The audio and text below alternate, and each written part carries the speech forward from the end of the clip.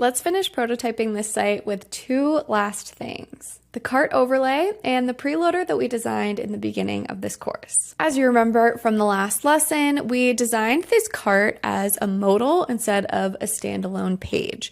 So that means that we need to animate what it looks like whenever you click on your cart. So that's exactly what we're going to do. So again, let's do this from the navigation so that we only have to do it once. So I'm going to go into prototype mode.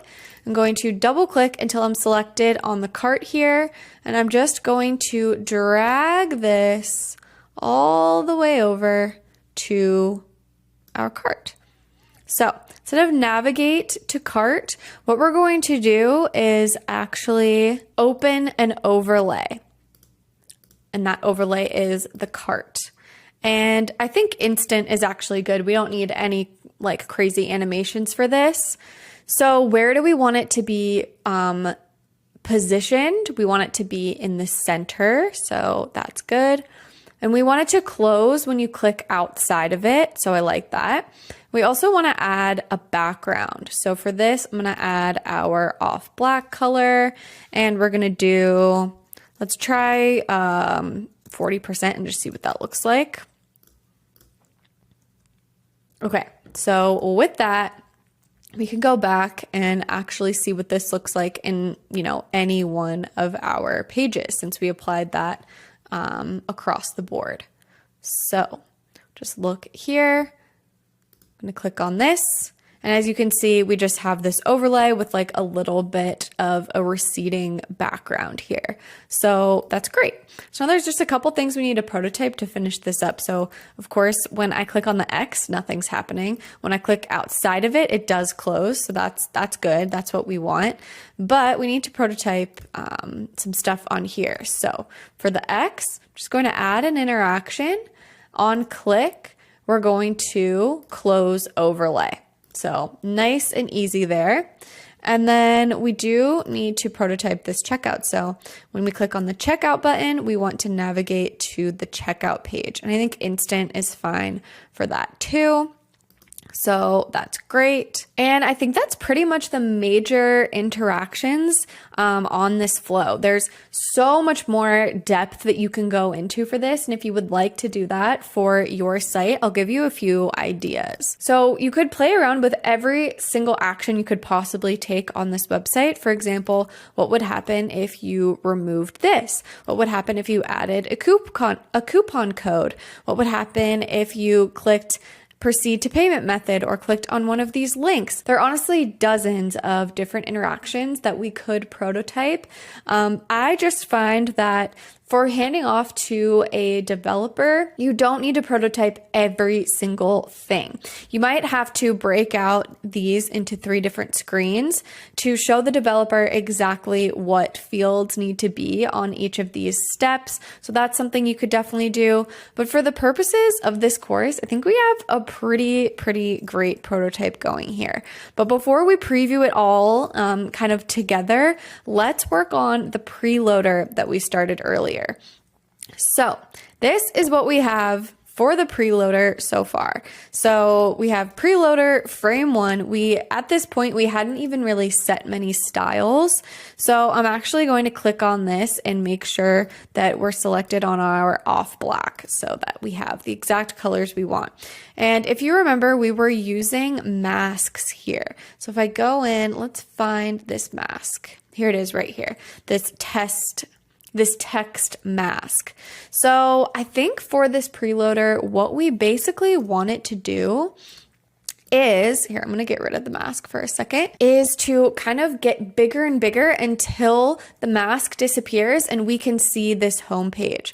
So all I've done is grabbed this home page and duplicated it over, and then I have made the height. Here, I'll just do it again for you. So we're just duplicating this over, and then I'm just going to make the height 900, and we're going to do clip content.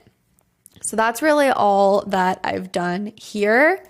And then we're just going to add this frame back on. So I'm going to just show that frame that we created earlier, and you can go back to that lesson if you haven't created this yet. So now we have this frame. We need to create another one because now you've seen how Smart Animate works in action, and that's exactly what we're going to use for this. So for this second frame, I'm going to select on the mask. Oh, we need to be in the second frame here. I'm going to select on the mask. We just want to make this much bigger. So instead of 80, we're going to do literally like 600. Oh, we need to do even more, 6,000. And then we're going to center it.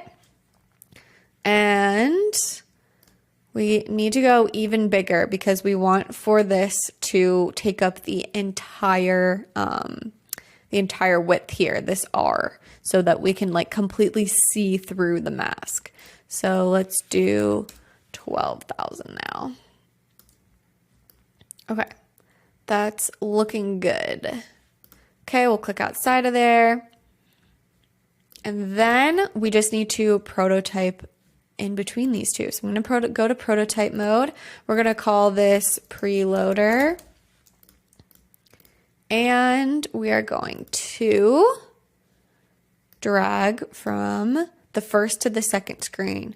Instead of on click, we're going to do after delay. But it's going to be like a very long delay. So we're going to do, I forget if you can do seconds on here, 5 seconds.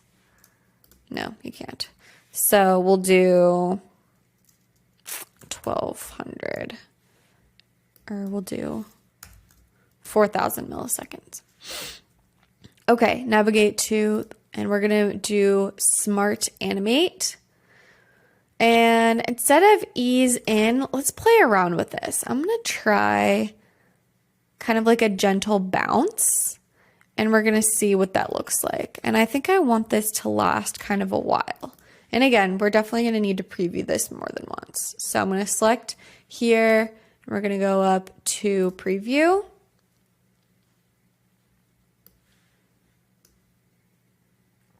Okay, so that wasn't bad. I'm going to do this again so that we can see it better. So we're just waiting the 4,000 milliseconds. There you go. So that's not too bad. I kind of like how that looks actually. So let's see. Could we make it a little better? Instead of gentle, could we do a custom Bezier curve? So instead of, we need to do like 9,000 or 900 milliseconds.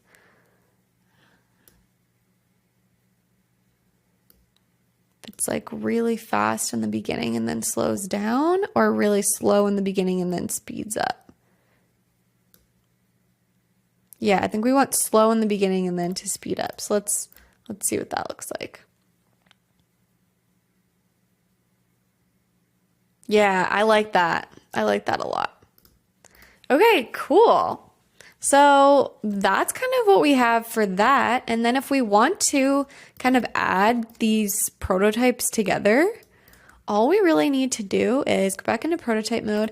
Once we land on this after the preloader plays, then we basically just want to navigate to this like instantly after a delay. And the delay could just be 1 millisecond. It doesn't really need to be a full delay. So then let's check this out. So, nice. And we're scrolling. Let's click on Seagull chairs. Looking good. We can add this to our cart. We can click on our cart, proceed to checkout. And here is our checkout page. And there you have it. We have pretty much the whole site animated and prototyped. We've come so far, so I hope that you're proud of yourself for making it through and designing this whole entire site. Feel free to add your own little bells and whistles. You can make it really, really in-depth. You could add your own images and make this something that you can actually use for your portfolio by making it your own. In the next lesson, we're going to learn a little bit more about Figma and specifically how we can use it to collaborate with others, share your designs, and export them for development.